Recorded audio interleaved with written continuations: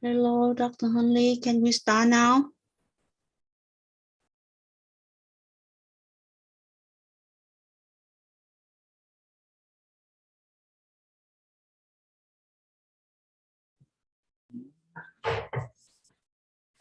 Yes, so good evening, everyone. So tonight, let's see, we are back at the temple. Let me look for my interpreters.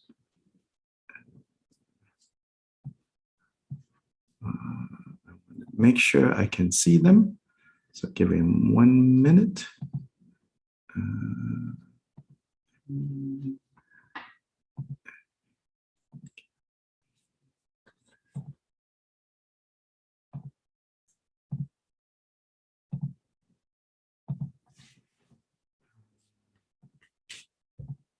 Let's see. Ah, here is Abraham. Yes, good. Thank you for putting up your hand. I can see you now. Okay. Again, good morning and good evening to all of you. Those of you who are in Asia and those of you from other parts of the world, as well as those of you who are at the temple here tonight. Tonight here at the temple, 2, 4, 6, 8, 10. There's 10 of us in the temple. So tonight, we will end a little bit earlier because the team that is supporting this, Bodhidharma for All, also have to host a program that His Holiness the Drigong Kyabun is going to do immediately after this class.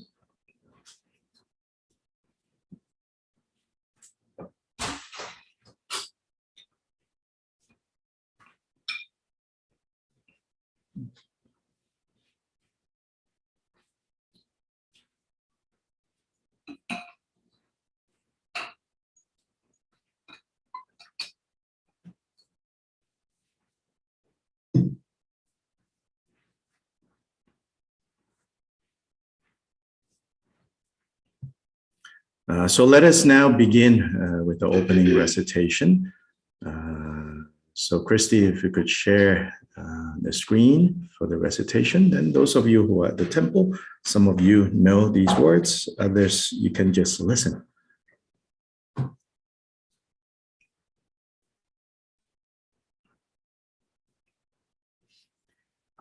Yeah, so before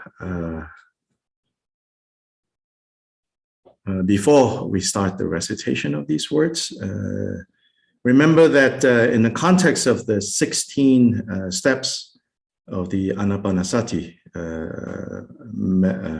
Sutta, the 16 steps found in the Anapanasati Sutta, which is the basis of the SHRAVASTI meditation approach, there is several places in these 16 steps where it talks about training to experience joy and training to experience happiness and the gladdening of the mind.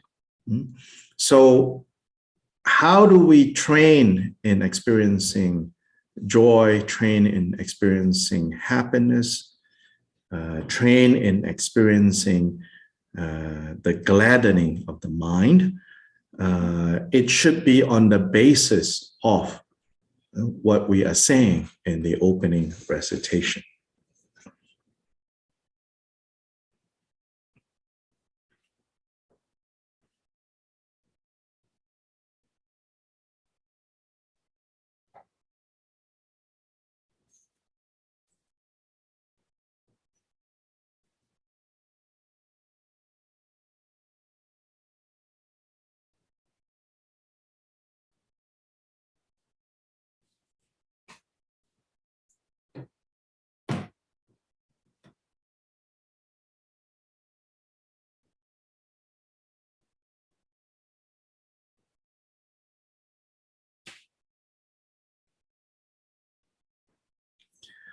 Because there are so many ways we can experience what we might label or identify as joy, happiness, and gladness.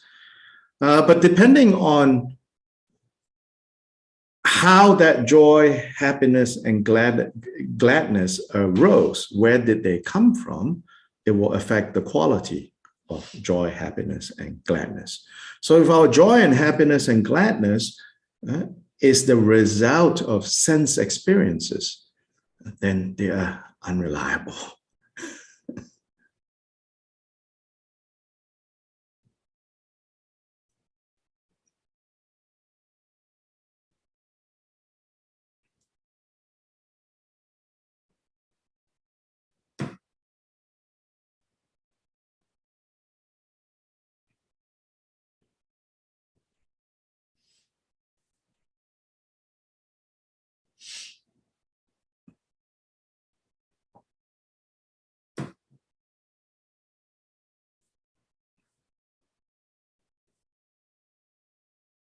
And they tend to be fleeting, unstable, and ultimately frustrating.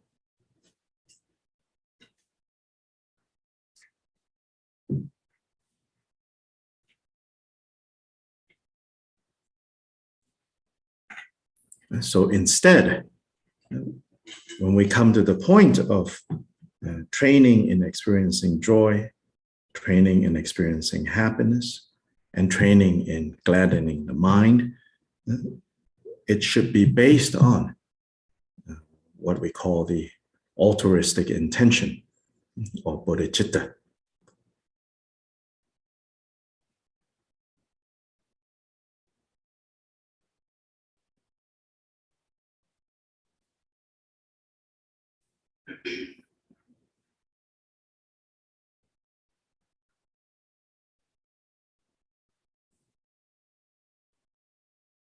Which is at the heart of these opening prayers that we do.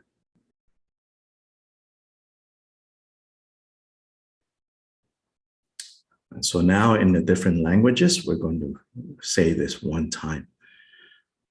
All sentient beings, especially those enemies who hate me, obstructors who harm me, and those who create obstacles on my path to liberation and all-knowingness, may they have happiness and be separated from suffering. I will quickly establish them in a state of the most perfect and precious Buddhahood.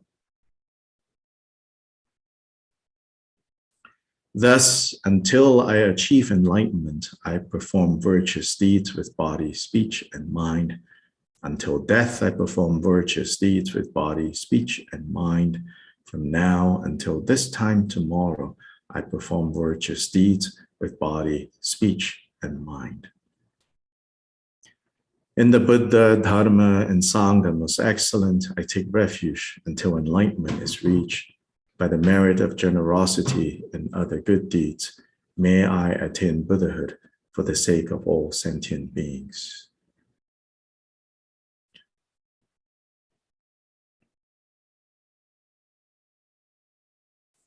May all mother sentient beings, boundless as the sky, have happiness and the causes of happiness. May they be liberated from suffering and the causes of suffering. May they never be separated from the happiness which is free from sorrow. May they rest in equanimity, free from the bias of attachment and aversion.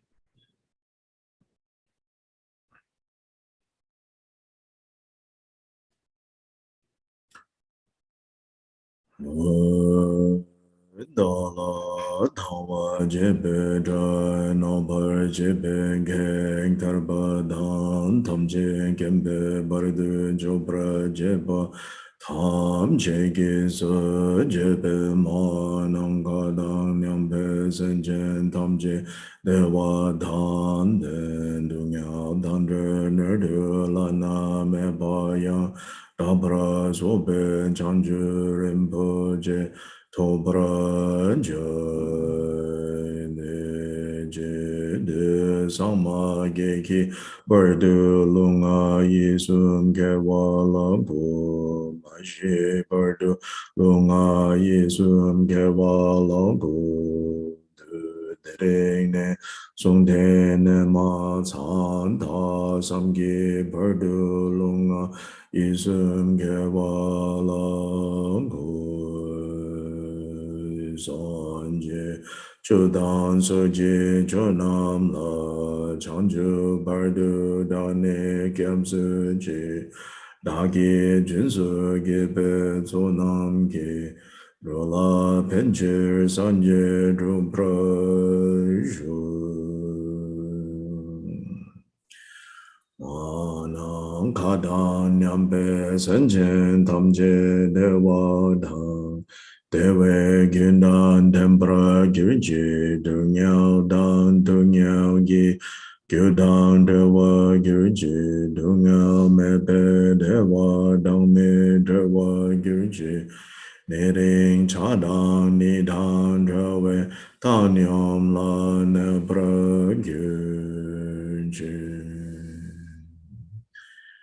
So Christy, actually continue to share the screen and go to the summary of the 16 steps of the SHRAVASTI method.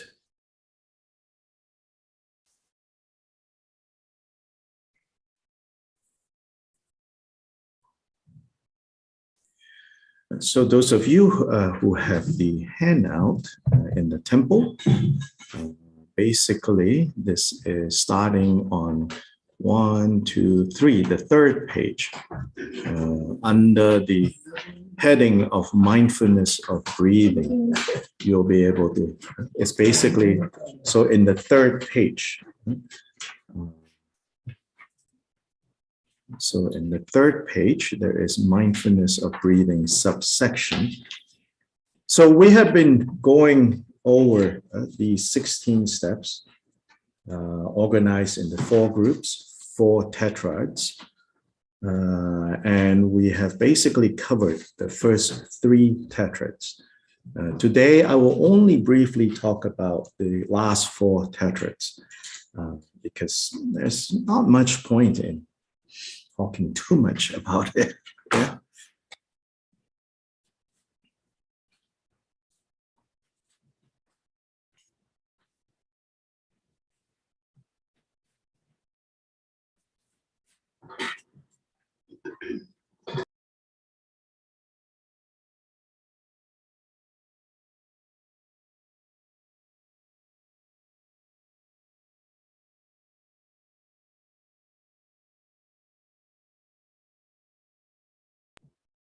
So in the sutra, in this discourse, the Buddha says, okay, I'm going to teach you this method of using breath as the anchoring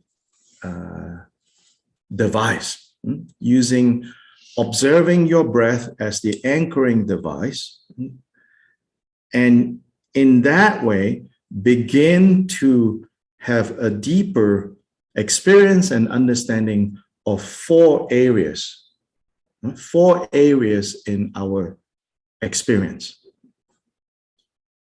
4 areas in our life, which is a whole bunch of experiences. Another way of talking about life is a collection of experiences. Yeah, so using this skill of knowing your breath, observing your breath, being anchored by your breath, and therefore the mind becoming quiet, the mind becoming present, and with that presence and with that quiet, begin to look more deeply, more clearly into these 4 areas of human experience.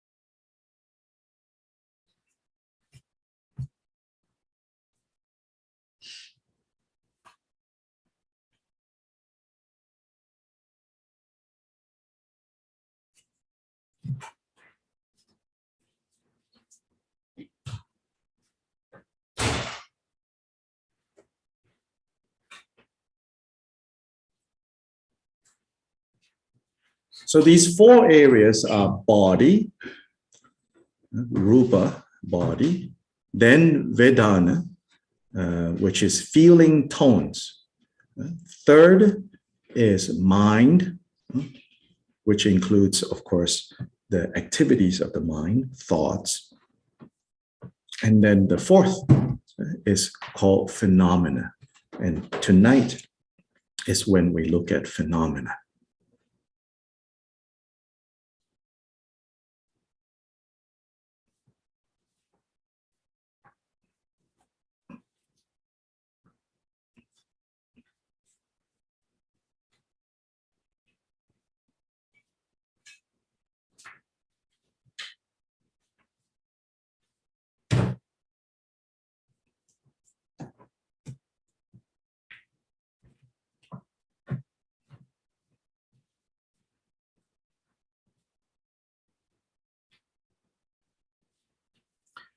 Now, what I translate as phenomena in the Sanskrit and the Pali is dharma or dhamma. Dharma or dhamma has, in India, in Indian language, Sanskrit or Pali, it has over 40 meanings. So it's a very loaded term. So one way to translate it is phenomena. But another way to translate, and they are related to each other, is truth, reality. Reality. So in this fourth area, the fourth, it has this dual meaning, actually. So at the fourth tetrad, the last four steps, we are looking into phenomena, meaning we're looking into the basic building blocks of experience. So the most subtle level of experience. And in looking at those basic building blocks of experience, we look into that which is real. We see things as they are, rather than the way they appear to us habitually.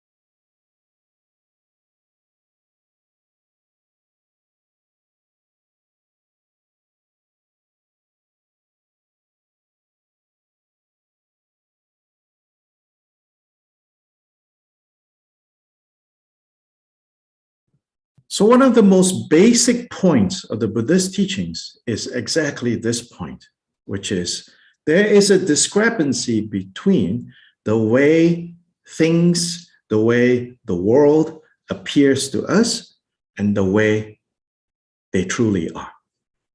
And the problem where suffering comes from, or dissatisfaction, or dis-ease, however you want to translate the word dukkha, where dukkha comes from is from not recognizing there's a discrepancy between the way things appear to us and the way they truly are. So it's a case of mistaken identity with everything that we experience.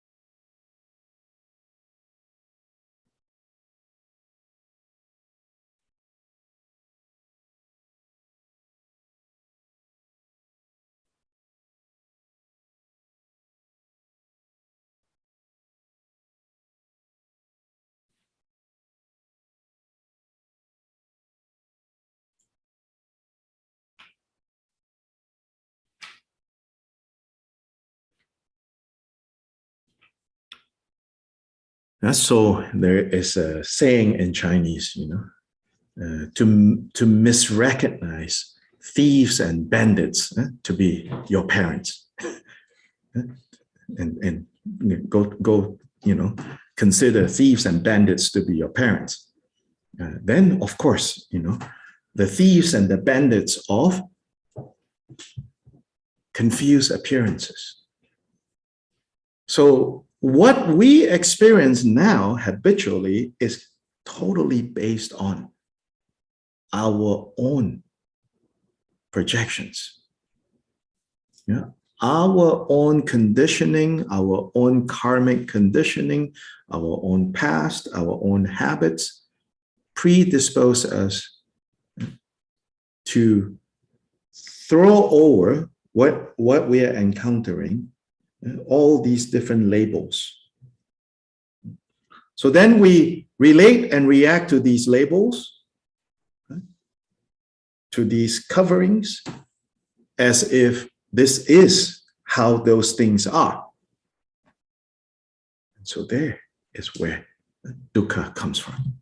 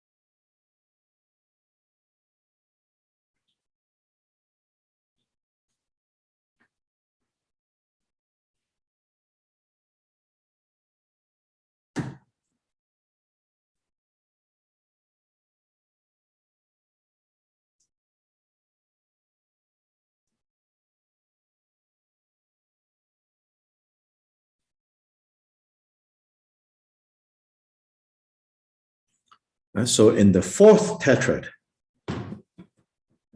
what we are turning our attention to is this area which is the basic building blocks of experience called dharmas, and also the truth about all our experiences, which is also dharma.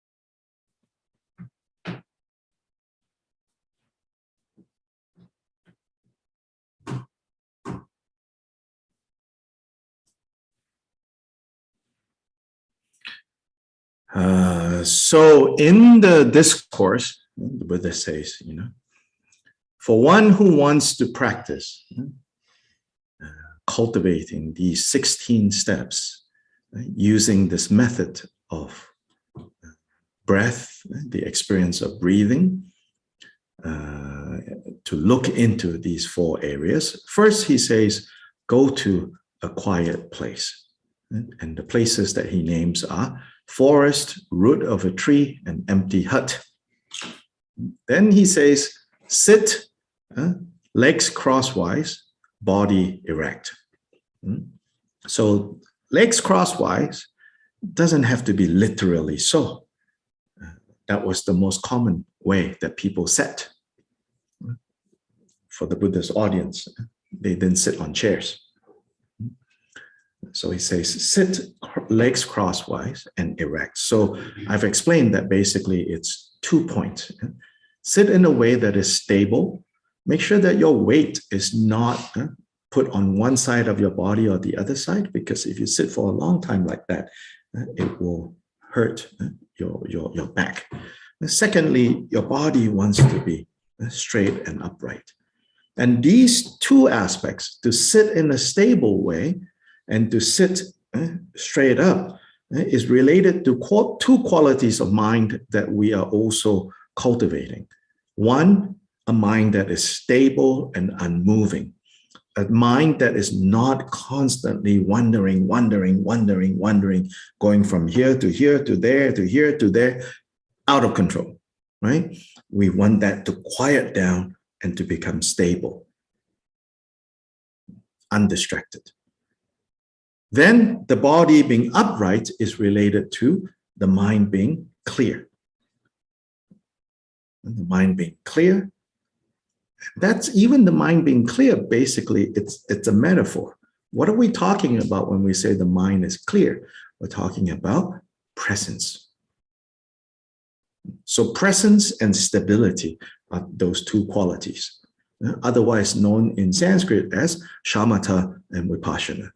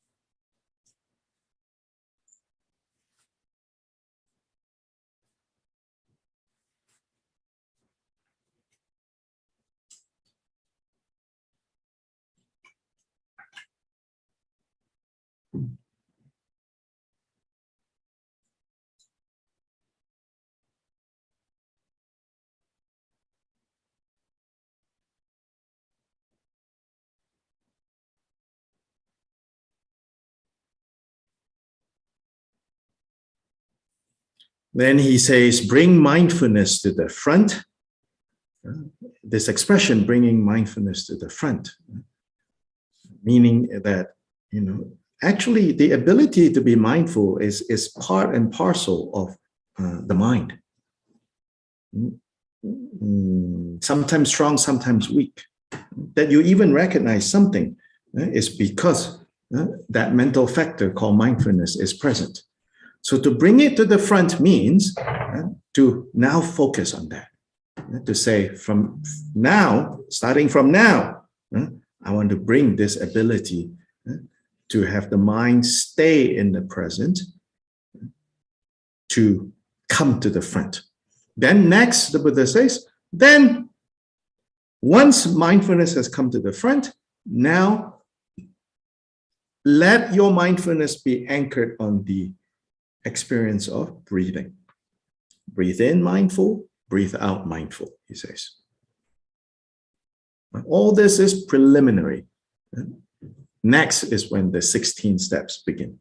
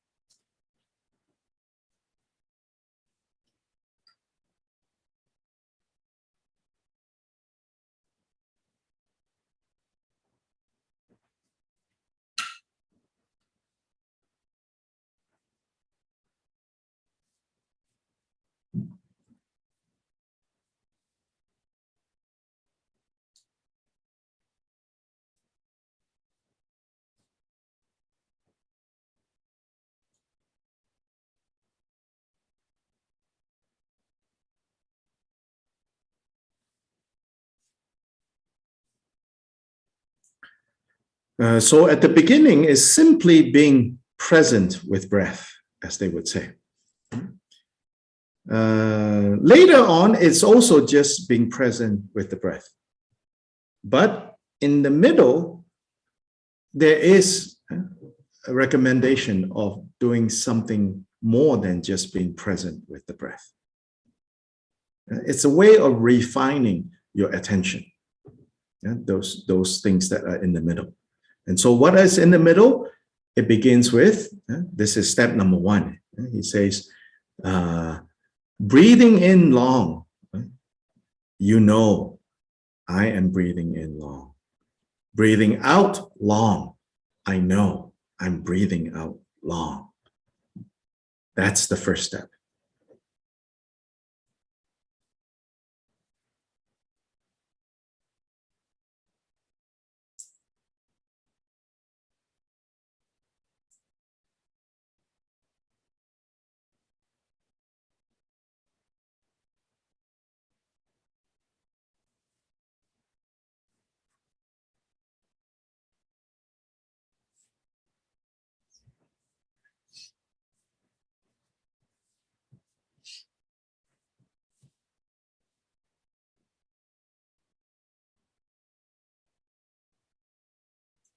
And so now actually this kind of handicap of the pause when the translation is going on is actually very good. Then you do, you know, breathing in long, know that it's long. Breathing out long, know that it is long. But this first step of knowing, simply knowing that it's long in, it's long out. Yes, there is a little bit of effort to let your breath be long, but no forcing. No forcing. Like in pranayama, in yoga, and in even Vajrayana meditation that involves pranayama, it uses a lot of control. Here, in this method, no use of force to control your breath and make it very long. Simply just with an intention. Now I'm going to deliberately breathe long. The emphasis here is more simply know it's long. Out is long. In long, out long. Then the next step is in short and out short. It's not the busy, it's not the you're being chased by, you know, a big dog and you're breathing short. And here short is more about subtle. Long is like obvious. And short now is subtle. It's short, breath is also becoming short because as a result of paying attention to your breath and breathing long, but without forcing, your body actually starts to adapt so that it needs less breath. So meaning, when you breathe in, there is a period where before you exhale, you kind of hold, right? Now, the holding has become longer and not without forcing because your body needs less breath now. And then as you exhale and before you inhale, that pause becomes longer. So in that way, your breath has become shorter. Again, don't force it. Just have the intention, like, okay, now I want to do the second step, which is the short.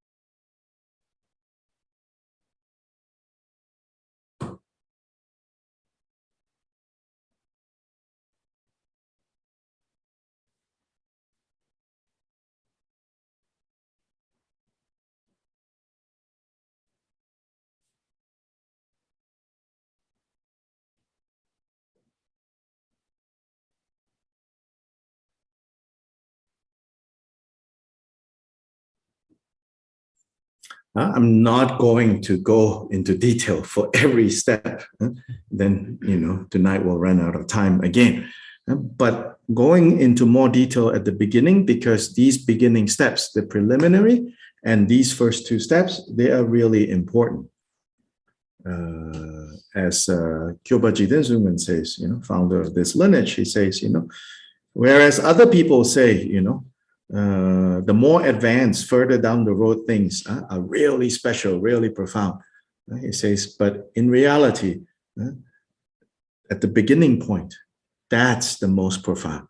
That's the most important. So we need to know the things that are at the beginning. So step 3, step 4 is experiencing the entire body. So still your mind is anchored by breathing in and out, but now experiencing the whole body is number 3. Number 4 is calming the body. More specifically, calming the body activities, all the physical stuff that is going on, that is getting stressed, the beating of the heart, the pulsing of the blood, when they are all inflamed. The 4th step is to tranquilize all of that.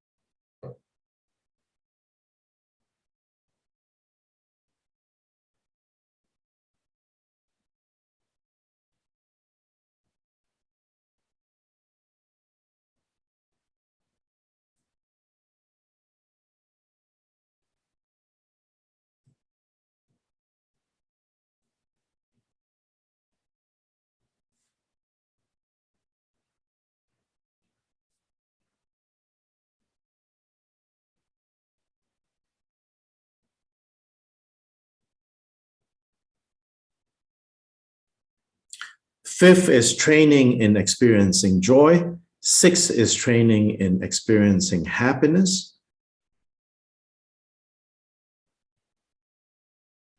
Or pleasure in the translation that is on the screen.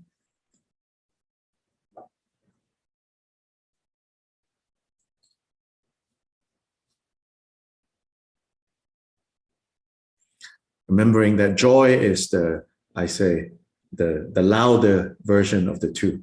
What's called happiness here, or joy. So joy is the first one. Step 5 is the louder one. Then from the louder one, you want to stabilize it to the more quiet kind of joy or happiness. That's step 6. Then 7 is having trained in those experiences. Now 7 is to train in experiencing now mental activities. So earlier is physical, right? The whole body. Now is the mental activities. And 8 is corresponding with the body part. Now is to calm these mental activities.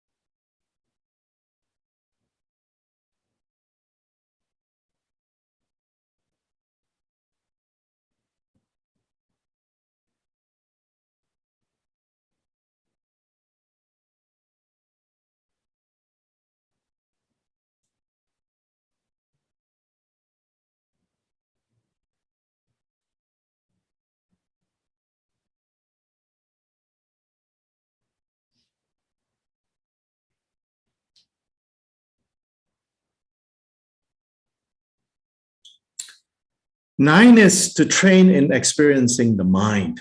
So last week we talked about this. So I said there you can begin with first experiencing the thoughts. You begin first with noticing thoughts, the stream of thoughts, flowing, right? But from there, part of 9 is also experiencing what is it that makes thoughts possible? Or what is a quality that exists in every thought, every emotion, which is what we call the ability to know. So the end point of step 9 is you're moving from thoughts to what gives rise to thoughts, which is awareness. So now, rather than activities of the heart or the mind, which is always busy, you go back to the heart or the mind, the knowing, the awareness. That's 9.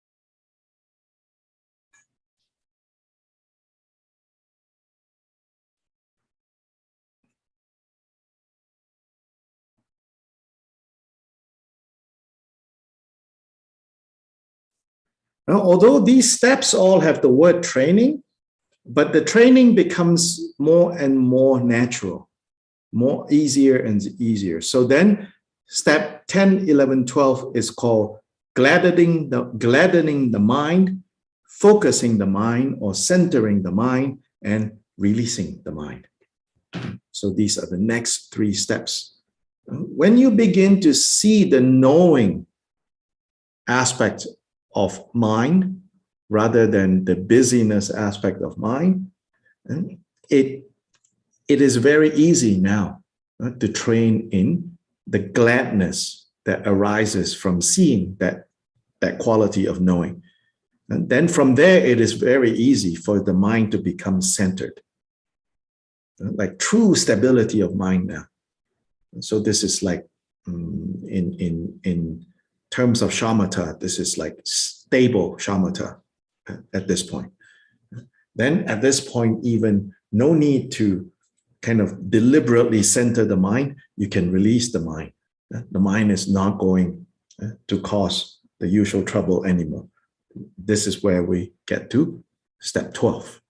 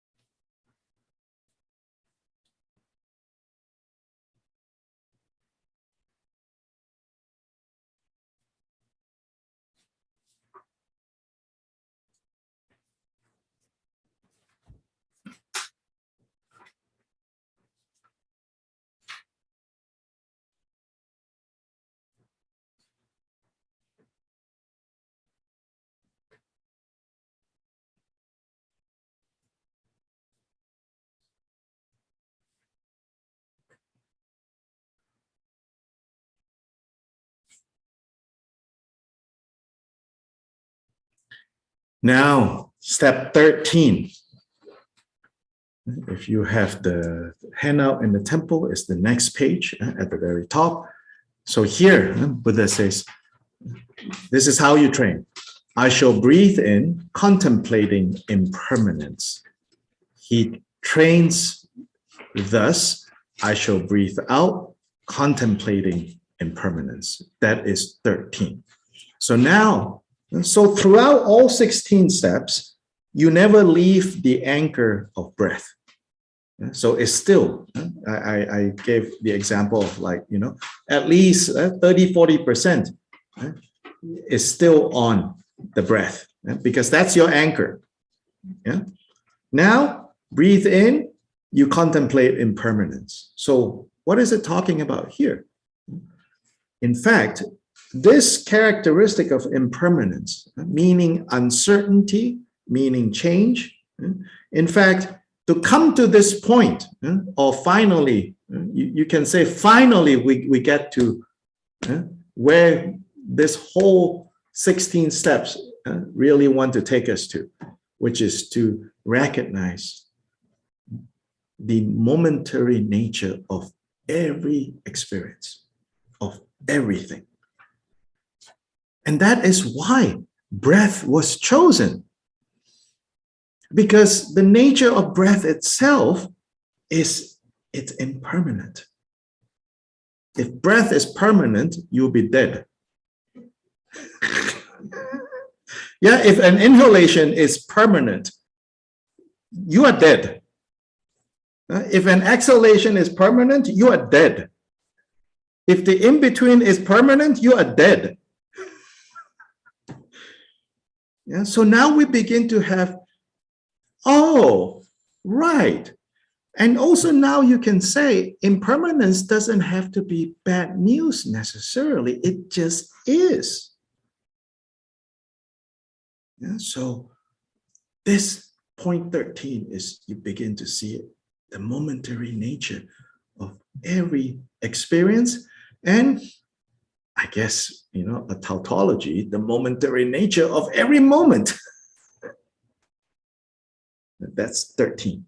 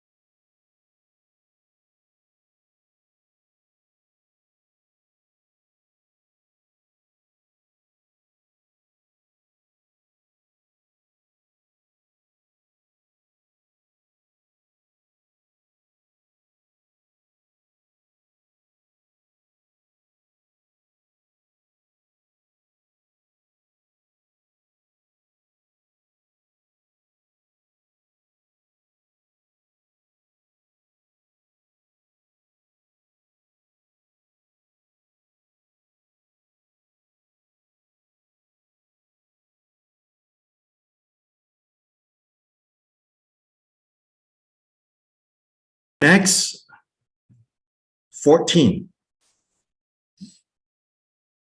I shall breathe in, contemplating fading away. I shall breathe out, contemplating fading away. What does fading away mean? Sometimes this is translated as dispassion. And what does dispassion mean?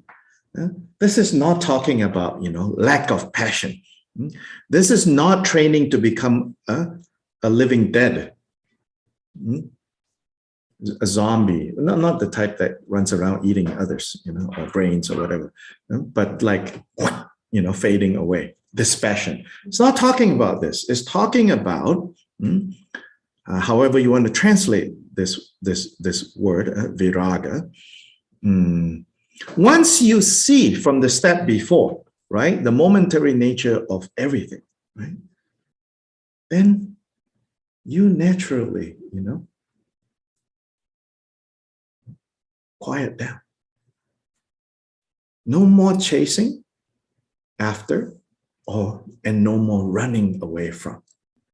No more chasing after all these hopes and running away from fears. So it just fades away. So, and you train in appreciating fading away, and including then fading away of distractions, of stress. Now is the time to go, oh, it's not such a big deal. Frequently when we experience suffering, it's a big deal, but it's because we have covered over the suffering and made it permanent. Or annoyance, or impatience, or depression. We have made it permanent. But it's really not permanent. It's momentary. And once, so another way of putting it, maybe a more, feel good way of putting it, what we're doing here, 13 and 14 is we are giving some space into that tightness. Yeah, we're breathing some space into the tightness that we often feel. Yeah? When we get all worked up, breathe in some space. And once you breathe in some space, so to say, you see that it's momentary, it's compounded. That which is compounded has the nature of fading away. It's fade away.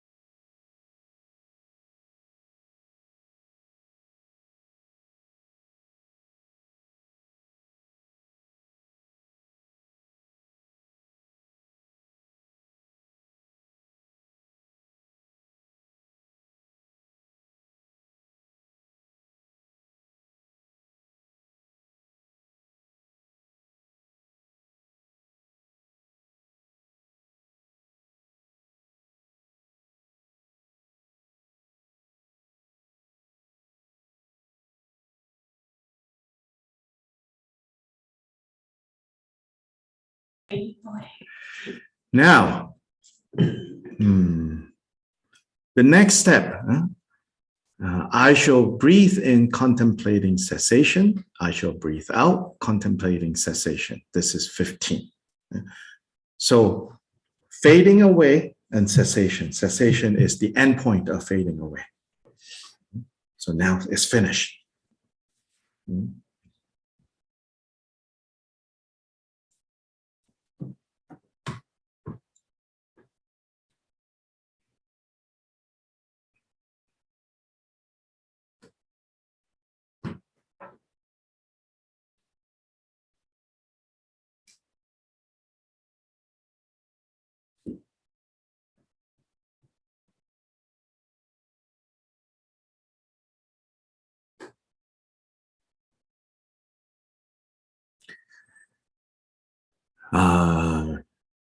Then the 16th step. Train in, I shall breathe in, contemplating. This translation say relinquishment or letting go. And I shall breathe out, contemplating, letting go. So this letting go is when you see cessation, meaning everything has its end. When it's end, this letting go is, well, the ultimate letting go here is you have let confusion go, and you are now Buddha. Of course, you know. To the degree that we're able to experience this state called Buddha, being awake, to that degree, we have a little letting go. So the let go here is truly, it's not the first time in the 16 steps that you are already training letting go. In fact, it's already every step, you know, there is the letting go. Even the joy and the happiness earlier, right? 5 and 6. In step 7, you step away from that experience.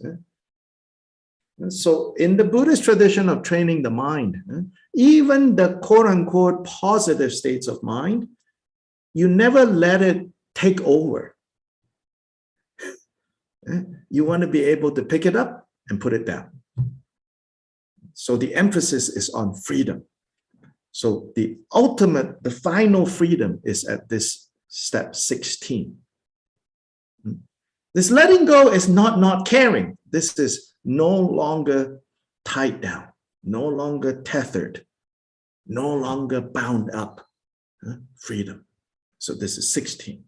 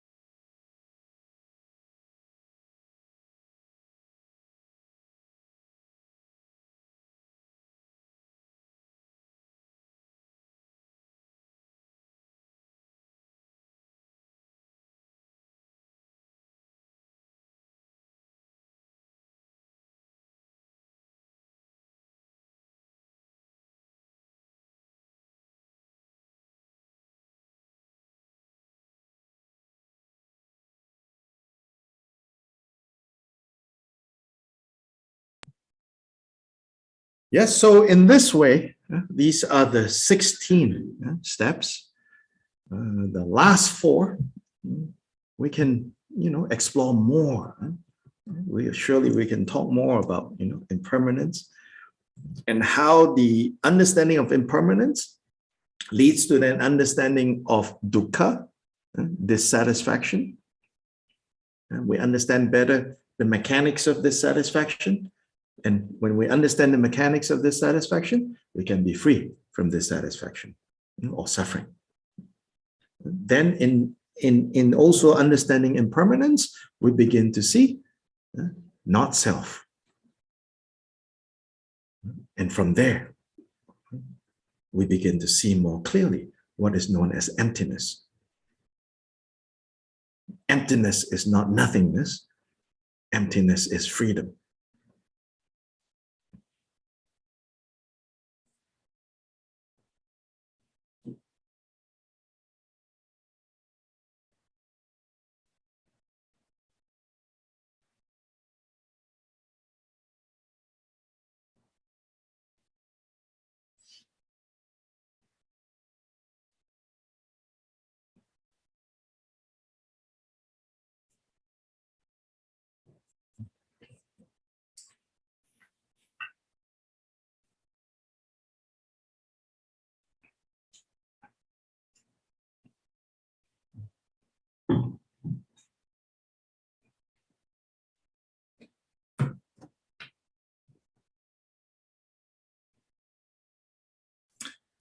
So I want to request all of you, if you have taken the 6 classes, now, don't, you should have enough confidence, to do this practice of the 16 steps. Whether you do 16 steps in one session, or divide into separate sessions, one session, first 4, then next 4, next 4, next 4. You don't worry too much. You just experiment. You try. I know some or maybe many of you will say, "Oh no, I don't understand yet. I need to know more. I have a lot of questions." Lay all that aside. Otherwise, you just walk around the swimming pool, around and around and around and around, and wondering what is the nature of wetness. No, just jump in. Yeah, just jump in. I mean, if you need something to hold on that you won't sink, yeah, put afloat, but jump in, jump in and do it. Yeah. Then, even if you jump in and you do it and you're flapping around in the pool and making a fool of yourself, it's okay. That's how you get in the pool, right? Then later on, when you are able to ask questions, it's not just intellectual abstract questions. These questions are meaningful, fruitful questions that will come up. So please, do it, try it.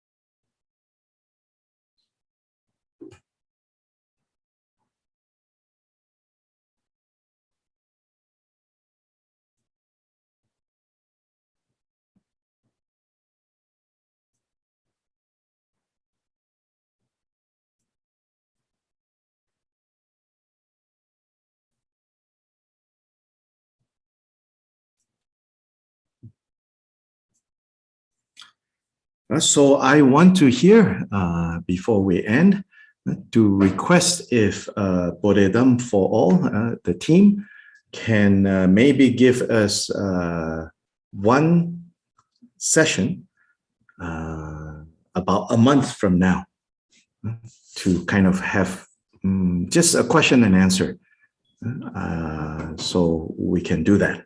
So if you are interested, please pay attention to the announcement.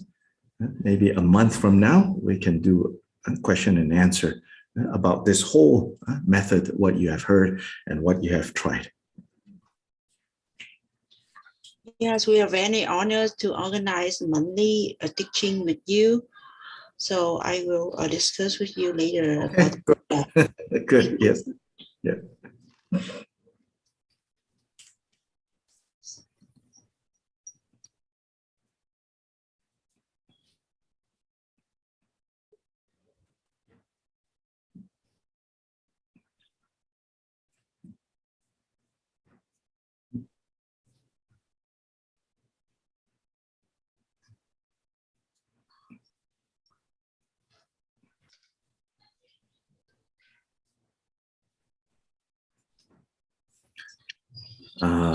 So then finally, I requested from Christy for me to quickly say something about the center that I'm at here in North Carolina, Urban Dharma. Basically, we are going to be moving soon to a bigger location, to a more public location. And so with every move, of course, we have to prepare the new place, we have to renovate, we have to make improvements. And so it's going to cost money. And so if anybody, if any of you are able to help, would like to help, we will be more appreciative. And so we will share the information on the link for giving to the center. I also want to clarify that Urban Dharma, everybody is a volunteer, including myself. Even though I'm the teacher here, I'm not financially dependent or related to Urban Dharma. So the money that you give to Urban Dharma only goes to basically paying the things that we cannot say, please be generous. So like the landlord, we cannot say, please be generous. The power company, we cannot say, please be generous. The internet, we cannot say, please be generous. Zoom, we cannot say, please be generous. And then the offerings, the flowers, the candles, the people who sell them, we cannot tell them, please be generous. Otherwise, all the people involved in Urban Dharma are so generous. So your money only goes to being spent on those places that appealing to their generosity isn't going to go very far.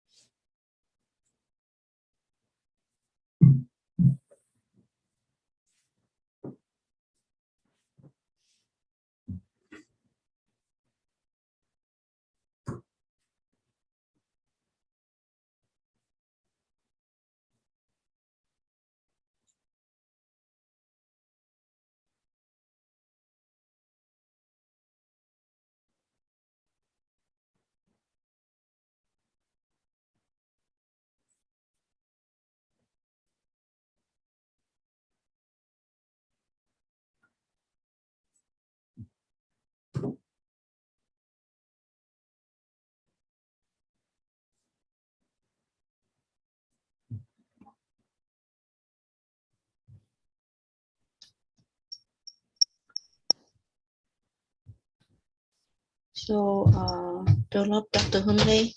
Yes. So, on behalf of organizer and all students, we would like to thank you so much for your opportunity you gave us, and we are very happy that we can contribute, if we can, to contribute anything for your Dharma activity, and your center can be developed more and more. and then we'll try our best to spread out information, and we will practice as you teach so we can benefit others. Thank you so much, and see you next time. Yes, thank you so much. And those of you who want to stay in contact, I'm on Facebook, you can look for me there.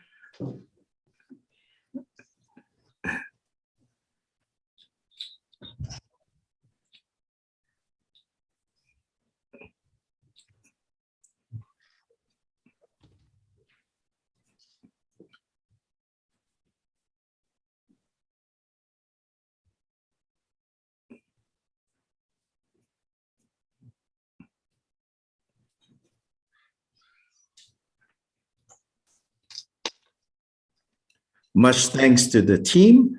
Much thanks to Abraham translating into Vietnamese, and much thanks to Andreas, who is the director of the Tibet House in Guatemala, for translating into Spanish.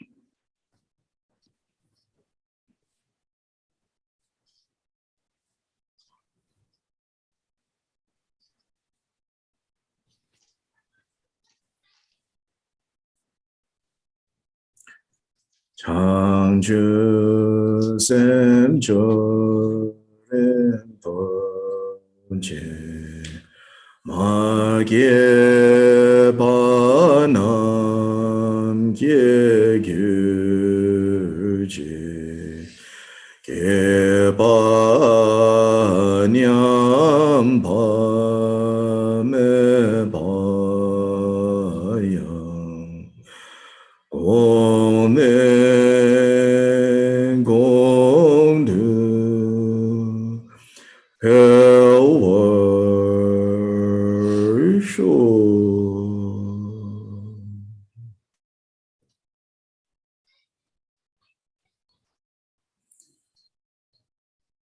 Thank you so much. Tata, everyone. Thank you so much, everyone. Say goodbye to Bye-bye. Bye. And Thank you, Bante. see you in 15. Yeah, in the next teaching, His Holiness is going to start soon. So it's a rare opportunity. Please join.